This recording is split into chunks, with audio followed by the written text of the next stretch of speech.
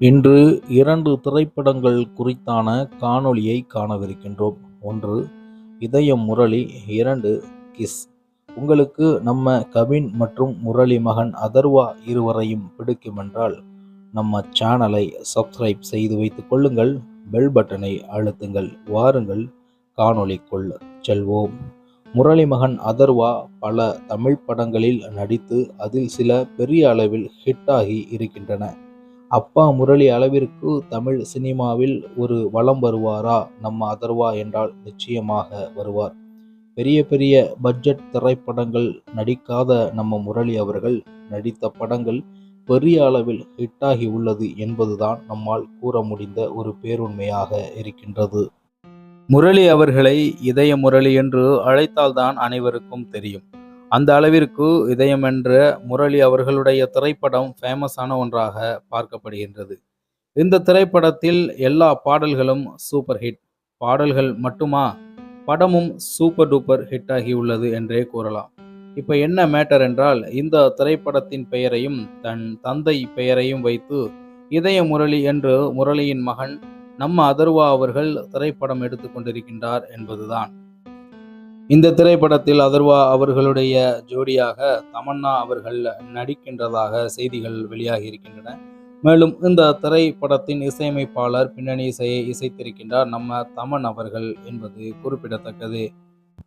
மேலும் இந்த இதய முரளி என்ற திரைப்படத்தை இயக்குவது ஆகாஷ் பாஸ்கரன் என்ற இயக்குனர் இயக்குகின்றார்.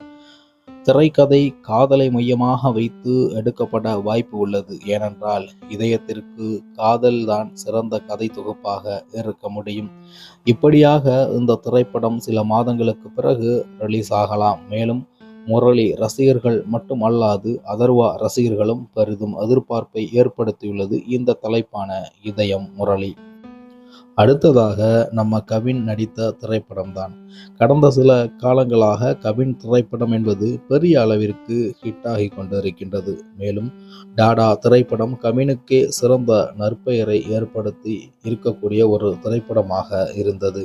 அந்த வரிசையில் இப்போது கிஸ் என்ற ஒரு திரைப்படத்தில் கவின் அவர்கள் நடித்திருக்கின்றார். பெயருக்கு ஏற்றார் போல திரைப்படம் முழுவதும் ஒரு லவ்வர் பாயாக சிங்கிளாகவும் வலம் வருகின்றார் நம்ம கவின். மேலும் இந்த திரைப்படத்தில் கவினுடன் இணைந்து பிரீத்தி நடித்திருக்கின்றார் என்பது குறிப்பிடத்தக்கது. மேலும் இந்த திரைப்படத்தை சதீஷ் கிருஷ்ணன் அவர்கள்தான் இயக்குகின்றார். கவின் தொடர்ச்சியாக பல வெற்றி படங்கள், பல ஹிட் படங்களை கொடுத்து தமிழ் சினிமா உலகில் தனக்கென்று ரசிகர்கள் பட்டாளத்தை உருவாக்கி வைத்திருக்கக்கூடிய ஒரு புதுமுக நடிகர் என்றே கூறலாம். மேலும் கவின் அவர்களுடைய நடிப்பில் வரக்கூடிய எல்லா திரைப்படங்களும் நல்ல கதை அம்சத்துடன் இருப்பதால் அவருடைய படங்கள் எல்லாம் ஹிட்டை கொடுக்கின்றது. இந்த திரைப்படமும் கிட்டத்தட்ட இலசுகளுக்கு பிடித்தது போன்று எடுத்திருப்பதால் நிச்சயமாக ஹிட்டாகக்கூடிய வாய்ப்பு அதிகமாக இருக்கின்றது. தொடர்ச்சியாக கவின் அவர்கள் இதை போன்று தேர்ந்தெடுக்கப்பட்ட திரைக்கதைகளில் தன்னை ஈடுபடுத்தி திரைப்படங்களில் நடித்து வருவதால் அவருடைய எதிர்காலம் என்பது சீராகவும் சிறப்பாகவும் அமையும் வாய்ப்புகள் அதிகமாக இருக்கின்றது. தமிழ் சினிமா உலகில் ஸ்டாண்டர்ட் பாலிசியை ஃபாலோ செய்வது மிகப்பெரிய கடினமான ஒரு சூழ்நிலைதான்.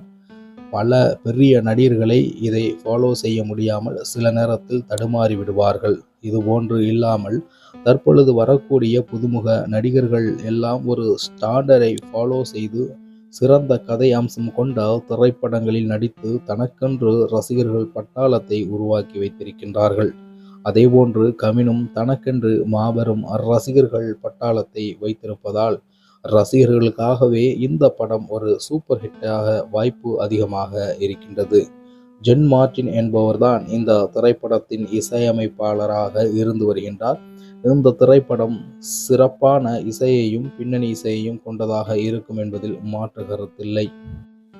திரைப்படம் முழுவதும் காதல், காதல் சார்ந்த கதைகள், ஹீரோ ஹீரோயின் சுற்றியும் திரைக்கதை என்று சிறப்பானதொரு கதை அம்சத்தினுடையே இந்த கதை நகரும் என்பதை நாம் மாற்று கருத்தில்லை. அதுவரை உங்களிடமிருந்து விடைபெறுவது உங்கள் தமிழா செய்திகள். நன்றி, வணக்கம்.